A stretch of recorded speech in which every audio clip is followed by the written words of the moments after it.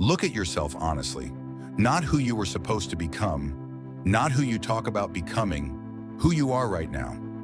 Most people avoid this moment. They stay busy, they stay distracted, because stillness exposes truth. The truth is simple. Most people fail because they are undisciplined in silence.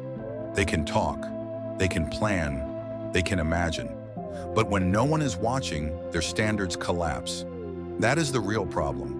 Not talent, not intelligence, not opportunity. It is the inability to govern yourself when nothing forces you to act. Pain begins there. You wake up knowing you are behind, not compared to others, compared to your own potential. That quiet disappointment follows you everywhere. You feel it when you scroll instead of train, when you delay instead of execute, when you promise tomorrow what should have been done today. Isolation grows from this, because deep down, you know. You cannot lie to yourself forever. This is where most people break. They seek motivation, they seek comfort, they seek validation. None of that fixes the problem. The problem is identity. You are acting like someone who negotiates with weakness, so weakness keeps winning. The mental shift is not emotional, it is structural. You stop asking how you feel. You start asking what must be done. Discipline is not intensity, it is agreement. An agreement you honor regardless of mood. You stop designing days based on motivation. You design them based on standards. This is where control begins.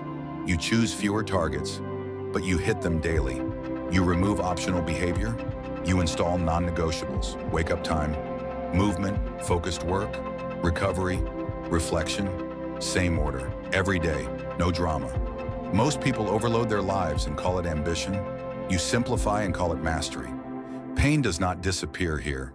It becomes quieter, more refined.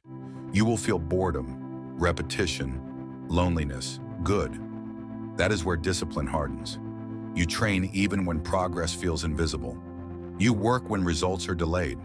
You stay consistent when no reward shows up. This is where separation happens. Not loudly, not publicly, silently. Here is the daily rule. One main objective, one physical action, one mental action, daily. Your physical action builds energy. Your mental action builds clarity. Your objective builds direction. Everything else is secondary. You track compliance, not emotion. Did you execute or not? No excuses recorded, only facts. When you miss, you correct immediately. Same day, no spirals, no self-talk. Correction is power. Weeks pass. Your nervous system stabilizes. You stop reacting. You start responding. Your posture changes. Your tone changes. People feel it before you say anything, because you are no longer scattered. This is when confidence appears. Not loud confidence, quiet certainty.